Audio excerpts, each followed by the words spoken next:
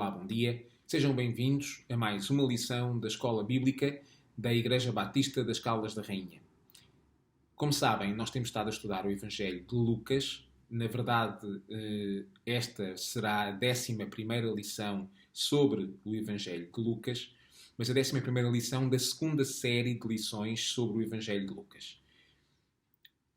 Nós, na semana passada, na lição anterior, nós estivemos a estudar uma parte do capítulo 22 de Lucas, o episódio de Jesus no Getsemane a seguir à última ceia e imediatamente antes de ser preso, com um especial ênfase sobre a oração que Jesus fez, manifestando a sua disposição em ser obediente à vontade de Deus, independentemente do seu desejo de poder passar aquela situação sem ter que viver aquilo que ia viver. Tivemos a ver como a oração de Jesus e a predisposição de Jesus e a disposição de Jesus a ser obediente é um exemplo para nós e tem implicações na nossa vida diária e na nossa vida enquanto cristãos. E hoje nós vamos estudar, ainda no capítulo 22, vamos estudar um episódio logo a seguir à prisão de Jesus, tudo aquilo que vai acontecer e com a negação de Pedro, a negação da identidade e de conhecer Jesus, que Pedro vai fazer não uma, não duas, mas 3 vezes. Então, nós vamos ler hoje desde o do versículo 54 até ao versículo 62, Lucas 22, desde o 54 até ao 62, para ser mais fácil e para podermos olhar com mais pormenor sobre o texto. Vamos dividir em 3 partes. Primeiro, os versículos 54 e 55. Depois, os versículos 56 até à primeira parte do 60. E depois, a terceira parte, a segunda parte do 60 até ao 62. E no final, vamos não só resumir tudo aquilo que aprendemos, mas vamos também fazer uma aplicação à nossa vida e um desafio pessoal para nós, enquanto cristãos, hoje, em pleno século XXI. Antes de começarmos, nós vamos pedir a Deus que possa orientar o nosso estudo e que possa abençoar-nos neste momento. Então vamos orar. Paizinho, nós te agradecemos por podermos estar reunidos e por podermos utilizar estas tecnologias e estes meios que colocas à nossa disposição. Pedimos que possas abençoar-nos neste momento, que possas iluminar o nosso coração, que possas corrigir aquilo que houver para corrigir e que possas moldar-nos à tua imagem e à tua semelhança. Dá-nos corações ensináveis e obedientes. Em nome de teu Filho Jesus. Amém.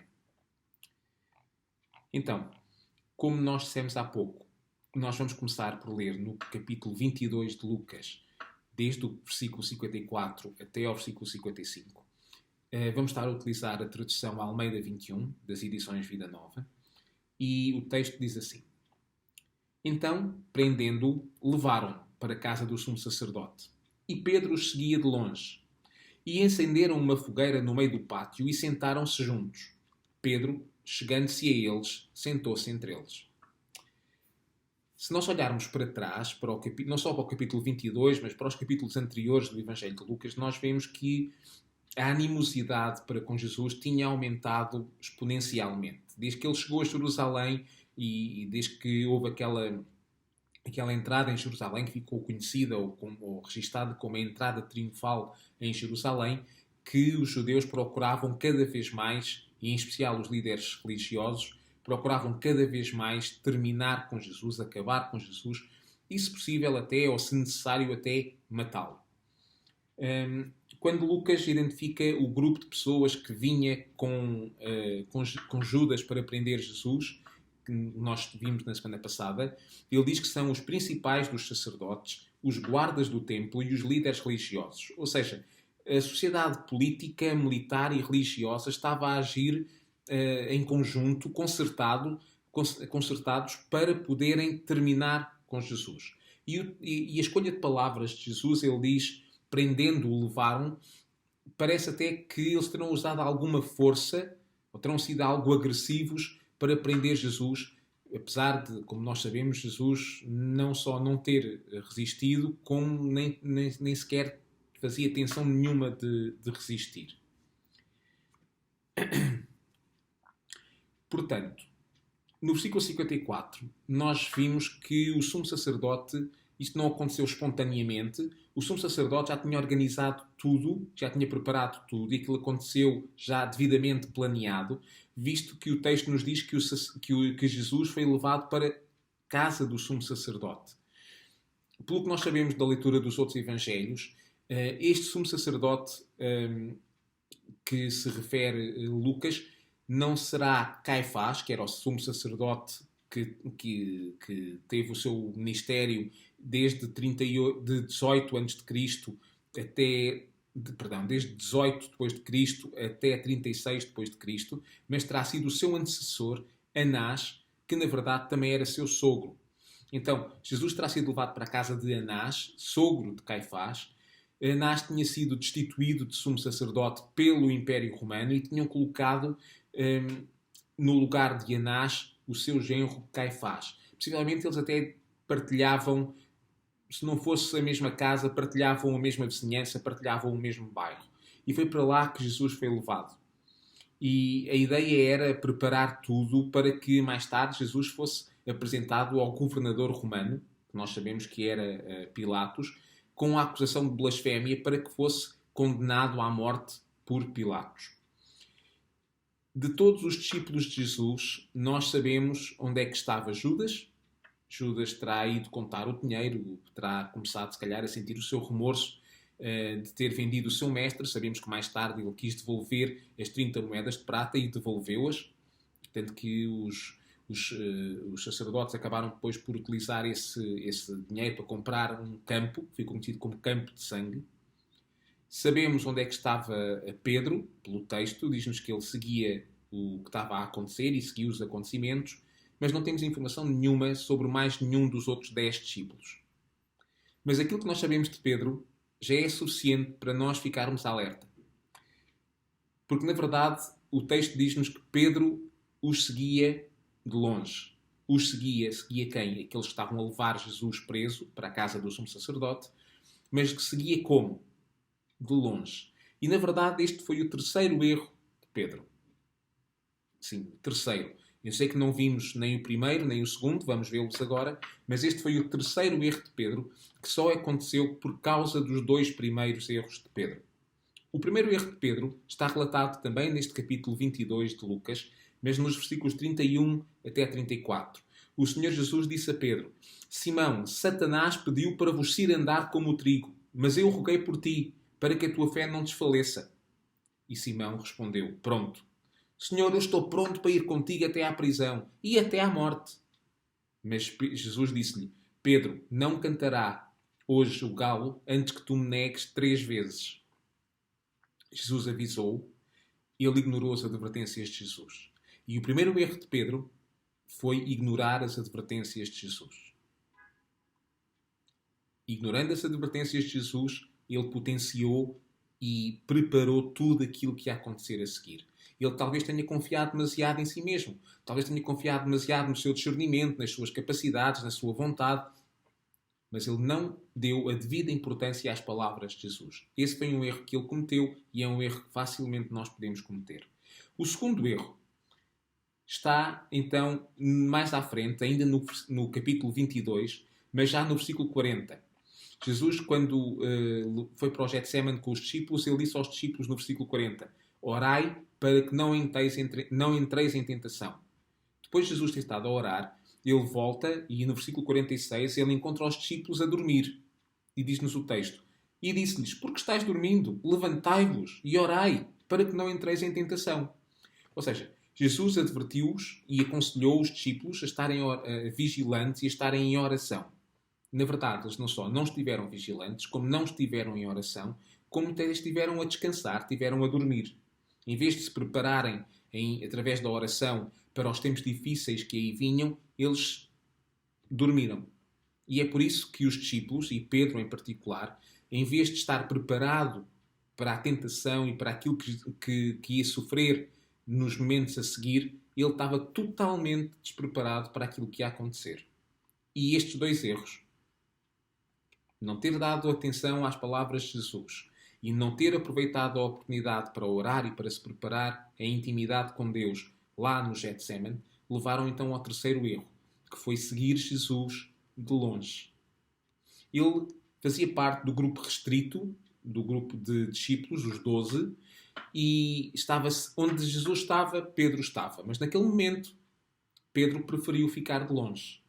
Talvez Pedro tenha pensado, bem, se eles estão a fazer aquilo a Jesus, que é o Messias, que é uma pessoa que pode fazer milagres, como ele tinha visto, que anda sobre as águas, que ressuscita mortos, que expulsa demónios, então o que é que eles me farão a mim se eu me aproximar deles? Não é? Então, ele, para preservar a sua vida, para preservar a sua segurança, Pedro escolheu ficar de longe. E por isso nós temos que perguntar a nós mesmos, será que nós estamos a levar as advertências de Jesus a sério? Será que os conselhos e as palavras de Jesus fazem eco no nosso coração? Ou será que nós confiamos mais naquilo que nós já sabemos, naquilo que nós conseguimos fazer, do que nos avisos de Jesus? É que se nós confiamos mais em nós do que na sabedoria das palavras de Jesus, nós arriscamos a cometer os mesmos erros que Pedro. Será que nós estamos vigilantes? Ou será que nós estamos a dormir? Será que nós estamos preparados?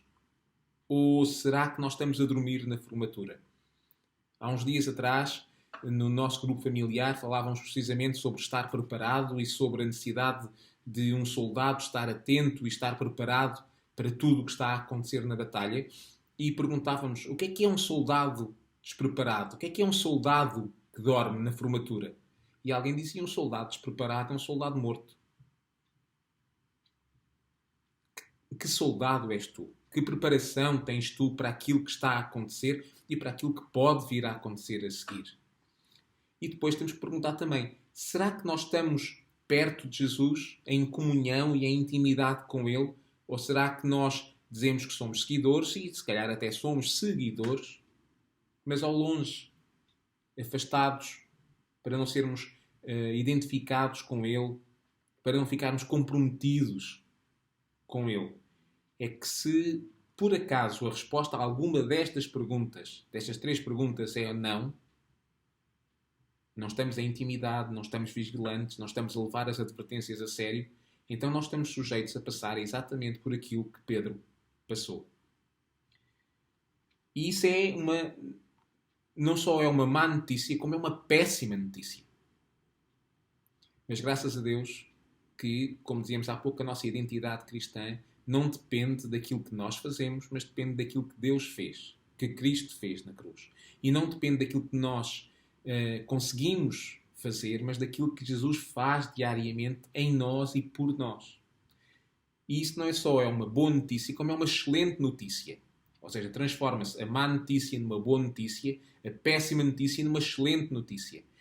A boa notícia é que a graça de Deus e a sua misericórdia se renova cada dia. E o que aconteceu com Pedro não terminou ali. Teve continuação.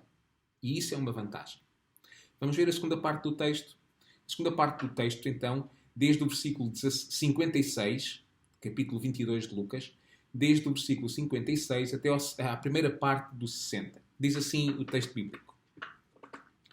Então uma criada viu Pedro sentado perto do fogo. Fixou os olhos nele e disse: Este também estava com ele. Mas Pedro negou, dizendo: Mulher, eu não o conheço. Dali a pouco, outra pessoa ouviu e disse: Tu também és um deles. E Pedro falou: Homem, sou nada. E tendo passado quase 1 hora, outro afirmou: É claro que este também estava com ele, pois é Galileu. E Pedro respondeu: Homem, não sei o que estás a dizer. E imediatamente, estando Pedro ainda a falar, o galo cantou. Então, Pedro entrou no pátio onde estava Jesus, onde estavam as pessoas que iam seguir e que estavam a querer saber o que estava a acontecer com Jesus e queriam ter uma participação e queriam ver tudo. E ele conseguiu entrar.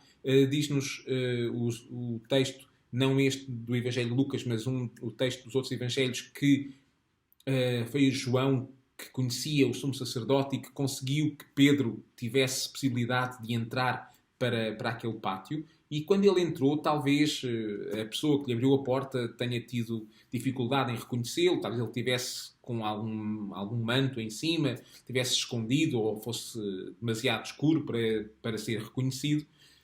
Mas a verdade é que quando ele chegou ali, à luz da fogueira, ele foi facilmente reconhecido.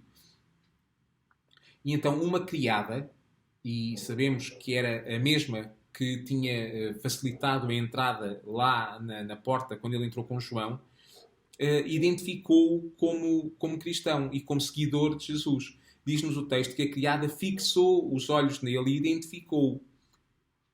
E Pedro, que tinha sido dos primeiros, nós vamos ver em Lucas 9:20, tinha sido dos primeiros a ser identificado, a identificar-se com Jesus e identificar Jesus como um Messias, foi também o primeiro a dizer que não o conhecia e a negar Pedro. E a atitude de Pedro é perentória a negar a afirmação daquela criada.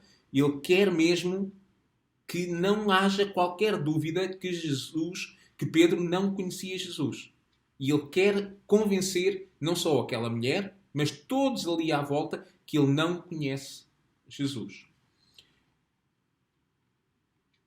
Depois, mais à frente, ele é, já no versículo 58 até ao 60, diz-nos o texto que outra pessoa disse: tu também és um deles. Isto significava que aquela multidão sabia perfeitamente quem eram os discípulos de Jesus. Aquela multidão tinha vivido com os discípulos de Jesus e com o ministério de Jesus nos últimos 3 anos e tinha acompanhado e tinha visto tudo aquilo que Jesus e os seus discípulos fizeram. Portanto, era muito normal que eles reconhecessem Pedro como sendo um dos 12, um dos mais chegados seguidores de Jesus. E mais uma vez, ao ser confrontado com esta acusação de ser um dos seguidores de Jesus, Pedro é totalmente perentório a dizer que não conhece aqueles homens, não conhece aquele homem, não é nenhum daqueles que estava a ser ali acusado. É interessante vermos que a resposta de Pedro não só nega a sua ligação com Jesus, mas nega também a sua ligação com os outros discípulos. Aqueles 12 que durante 3 anos tinham tido uma relação tão próxima, tão íntima, não só com Jesus, mas também entre eles, e que eram os seus melhores amigos e maiores amigos. Neste momento, Pedro está disposto, para preservar a sua vida e para se defender, está disposto a abandonar não só o seu Senhor, o seu Mestre, mas também os seus amigos mais chegados e também todos os outros que com ele foram seguidores e discípulos de Jesus. E depois diz-nos o texto que 1 hora mais tarde, Pedro ainda se afundou mais. Quando houve uma pessoa que lhe disse: é claro que este também estava com ele porque é Galileu, Pedro simplesmente exalta-se e diz: homem, nem sei o que estás para aí a dizer. Possivelmente até os galileus teriam alguma forma diferente de se vestir, uma forma mais cultural de se vestir. Podiam até ter um sotaque diferente dos judeus que estavam ali em Jerusalém e se identificavam como galileu e, sabendo que Jesus era galileu também, identificavam como seguidor de Jesus. Mas pela terceira vez, Pedro mostrou que não queria por nada ser associado a Jesus. A pressão daquele momento fez com que Pedro, a rocha, a pedra, estalasse e cedesse à pressão. Tudo aquilo que Pedro tinha vivido com Jesus, tudo aquilo que ele tinha ouvido, tudo aquilo que ele tinha aprendido, ficou para trás quando ele teve que escolher entre seguir ao seu mestre, seguir o seu Senhor, mesmo pondo em risco a sua própria vida, ou abandonar o seu Senhor e abandonar o seu mestre para preservar e para tentar proteger a sua vida. Pelas palavras de Pedro, nós percebemos 3 vezes que ele escolheu tentar preservar a sua vida e tentar preservar e tentar defender-se a si mesmo. Nós também, no século XXI, e não era diferente no século XX, e não foi diferente para os nossos irmãos que viveram no século XIX, e os que viveram no século XVIII, e os que viveram noutros séculos, e não vai ser diferente dos que viverem no século XXI, ou no XXII, perdão. Muitas vezes vai ser necessário escolher entre ficar bem com os nossos amigos ou ficar bem com Jesus. Quantas vezes nós optamos por alinhar com piadas, alinhar com brincadeiras, com posturas, até com atitudes, só para não comprometer a nossa imagem, para não comprometer até o nosso emprego, para não comprometer a nossa reputação, para não criar um conflito familiar ou um conflito com um colega. A questão é que muitas vezes as nossas escolhas mostram bem, muitas vezes não, sempre as nossas escolhas mostram quais são as nossas prioridades, aquilo que é mais importante para nós. Se nós optarmos por ficar de bem com aqueles que odeiam Jesus e que perseguem os seus ensinamentos e os seus discípulos, nós vamos ficar ao lado de Pedro e vamos ter a oportunidade de negar Jesus muitas vezes, seja por palavras, seja por ações, seja por sentimentos. Do outro lado, nós podemos fazer o oposto, que é ficar do lado de Jesus e assumir as consequências de sermos identificados com Cristo e identificados como seguidores de Cristo. Se nós ficarmos do lado de Pedro, nós vamos chegar ao mesmo sítio em que chegou Pedro quando o galo cantou. E tal como Jesus tinha dito a Pedro, o galo ia cantar, como cantava todos os dias, ia cantar também naquela noite, quando se aproximasse o nascer do sol. E no versículo 60 até ao 62 nós vemos o que aconteceu quando Pedro estava a falar e a negar ali Jesus e quando o galo cantou. E diz assim o texto bíblico, a partir do versículo 60. Mas Pedro respondeu: Homem, nem sei o que estás a dizer. E imediatamente, estando ele ainda a falar, o galo cantou. Então o Senhor, virando-se, olhou para Pedro. E Pedro lembrou-se da palavra que o Senhor havia falado. Hoje, antes que o galo cante, 3 vezes tu me vais negar. Pedro então saiu dali e chorou amargamente. Ora bem, o cantar do galo confirmou o aviso que Jesus tinha feito a Pedro sobre tudo aquilo que ia acontecer. E o facto de ter acontecido, do galo ter cantado, quando Pedro ainda estava a acabar de dizer aquela frase, homem, nem sei o que estás a dizer, não deixou qualquer dúvida sobre aquilo que estava a acontecer. Eu imagino a atitude de Pedro quando ele ouviu o galo. O sangue deve ter gelado nas veias de Pedro e ele ficou sem pinga de sangue. E para piorar ainda mais a situação, à medida que Pedro ouve o galo a cantar, se lembra daquilo que Jesus tinha dito, diz-nos o texto que Jesus vira-se e olha diretamente para Pedro. Isto significa que Pedro negou Jesus com Jesus ali, presente. E o facto de Jesus se virar e olhar diretamente para Pedro mostra que, apesar de ele estar envolvido e ocupado com as autoridades judaicas e com os guardas e com tudo aquilo que estava a acontecer, ele sabia exatamente o que estava a acontecer com Pedro. E ele, por isso, olhou diretamente para Pedro. E o termo olhou quer dizer literalmente olhar nos olhos, fixar olhos nos olhos. Daquele tipo de olhar que às vezes quando alguém olha para nós nos sentimos comprometidos e desviamos o olhar porque não queremos ficar olhos nos olhos. E mais do que um olhar rápido, os olhos de Jesus não transmitiram nenhuma zanga, nem tristeza, nem nenhuma acusação, mas simplesmente tristeza. E quando Pedro viu que Jesus olhava para ele, diz-nos o texto, que se lembrou da palavra que o Senhor Jesus havia falado, que Pedro o ia negar.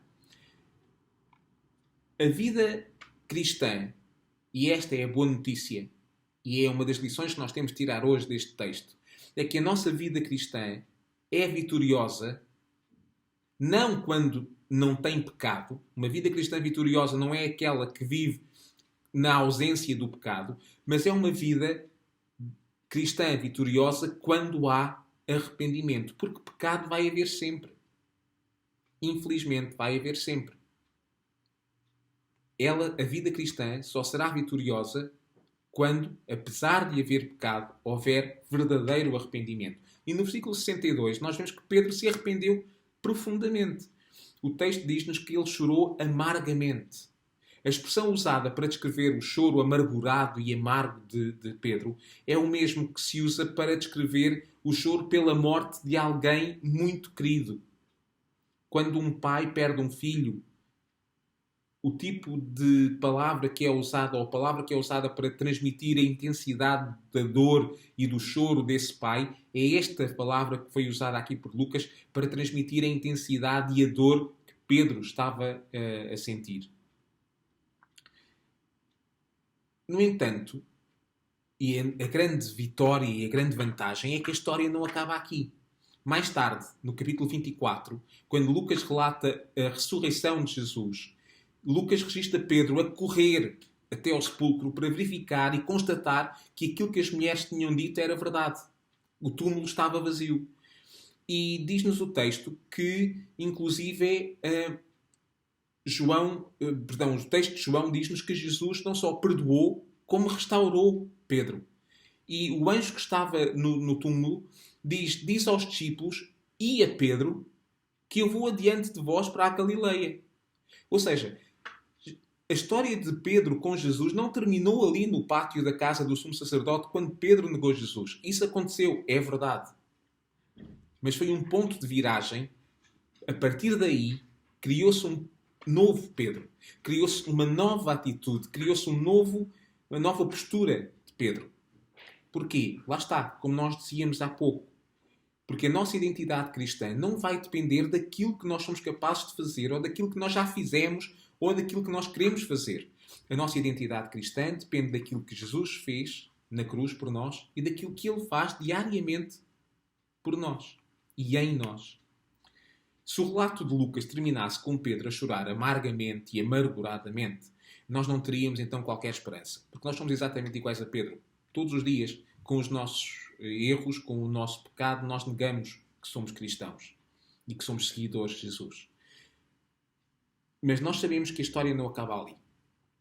Nós sabemos que a história de Pedro e Jesus não terminou ali. Ali começou a restauração de Pedro. Ali começou o arrependimento de Pedro. O arrependimento e uma transformação de um Pedro cheio de si, cheio de confiança nas suas capacidades, cheio de confiança no seu próprio entendimento. E ali começou a transformação de um homem dependente de Deus, confiante em Deus, ao serviço de Deus e usado poderosamente por Deus. Não um homem infalível. Nós sabemos que mais tarde ele continuou a fazer coisas que foram reprováveis e Paulo, inclusive, chegou a ter necessidade de confrontar Pedro com algumas posturas erradas que Pedro tinha tido. Mas, no entanto, Pedro nunca mais foi o mesmo homem depois do arrependimento, depois daquele pecado de ter negado Jesus e de ter se arrependido profundamente. E por isso nós temos esperança para nós também. De que, apesar do nosso pecado, nós nos podemos arrepender e devemos arrepender, confessando os nossos pecados a Deus. Porque Ele é fiel e justo para nos perdoar. O salmista, o rei Davi, no Salmo 32, ele escreveu: enquanto calei os meus pecados, ou seja, enquanto não confessei a Deus os meus pecados, envelheceram os meus ossos pelos meus constantes gemidos todos os dias. Porque a tua mão pesava dia e noite sobre mim, e o meu vigor se tornou em sequidão de estio. Confessei-te o meu pecado, e a minha iniquidade não mais ocultei. Disse: confessarei a Deus todas as minhas transgressões, e tu, Senhor, perdoaste a minha iniquidade e o meu pecado. E o apóstolo João, na primeira carta de João, capítulo 1, versículo 9, ele escreve: se nós confessarmos os nossos pecados a Deus, Ele é fiel e justo para nos perdoar os nossos pecados e nos purificar de toda a injustiça. Independentemente dos pecados que sejam. Sejam pecados tão graves como aquele que Pedro cometeu de negar Jesus 3 vezes ali ao lado de Jesus. Tal como Jesus perdoou Pedro, nos perdoa a nós. Tal como Jesus restaurou Pedro, nos restaura a nós. Tal como Jesus transformou Pedro, nos transforma a nós. A diferença entre nós que dizemos que somos cristãos e que frequentamos a igreja e que nos assumimos como seguidores de Cristo e discípulos de Cristo e aqueles que não o fazem, Vamos dizer o cristão e o não cristão. A diferença entre um cristão e um não cristão não está no valor de um ou do outro. Não está no facto de um pecar mais que o outro ou pecar menos que o outro. A diferença está no facto de que quando um não cristão peca, isso não o afeta minimamente porque ele não vê isso como um problema. Mas o cristão, quando peca, entristece-se e, como Pedro, chora amarguradamente ou amargamente porque sabe que desobedeceu e que desiludiu e entristeceu aquele que é o seu Senhor e o seu Mestre. Por isso, nós, como crentes, devemos ter o cuidado de, quando seguimos Jesus, não o seguir ao longe, onde não podemos estar próximo, onde não podemos ouvi-lo, onde não podemos interagir com ele, sigamos-lo de perto. Isso quer dizer intimidade. Não só proximidade, mas intimidade. Como cristãos, nós devemos saber que, apesar de nós não termos, se calhar, assumido como toda a gente que somos cristãos, muitas das pessoas a quem nós nunca dissemos nada vão dizer-nos um dia: tu estavas na igreja, tu vais à igreja, tu és seguidor de Cristo, tu dizes que és cristão. Porque eles conhecem-nos, eles estão atentos e estão a ver as nossas vidas e estão a ver aquilo que nós fazemos, como fazemos e porque é que fazemos. E os crentes têm que perceber que nós somos responsáveis quando nós nos identificamos com Cristo ou quando nós recusamos e negamos identificar-nos com Cristo. E isso tem consequências também na nossa vida. E vai-nos trazer tristeza, vai-nos trazer dor, vai-nos trazer amargura. Mas tenhamos esperança, porque a história não acaba aí. E essa é a grande notícia desta lição. Apesar do pecado, a história não acaba aqui. Deus nos abençoe, Deus nos dê a sabedoria para nós podermos, sabendo que somos pecadores, lutarmos para pecarmos menos, cada vez menos, vivendo vidas que possam louvar o nosso Deus e glorificar o nosso Deus, mas que quando pecarmos, possamos ter a certeza e a sabedoria que, confessando os nossos pecados a Deus, possamos ter a certeza e a alegria de que, confessando os nossos pecados a Deus, Ele nos perdoa e Ele nos restaura e Ele nos purifica e Ele nos recebe. Essa é uma mais-valia e é uma alegria tremenda que nós não podemos deixar de lembrar. Deus nos abençoe, que Deus vos abençoe. Uma boa semana. Voltamos a ver-nos na próxima lição.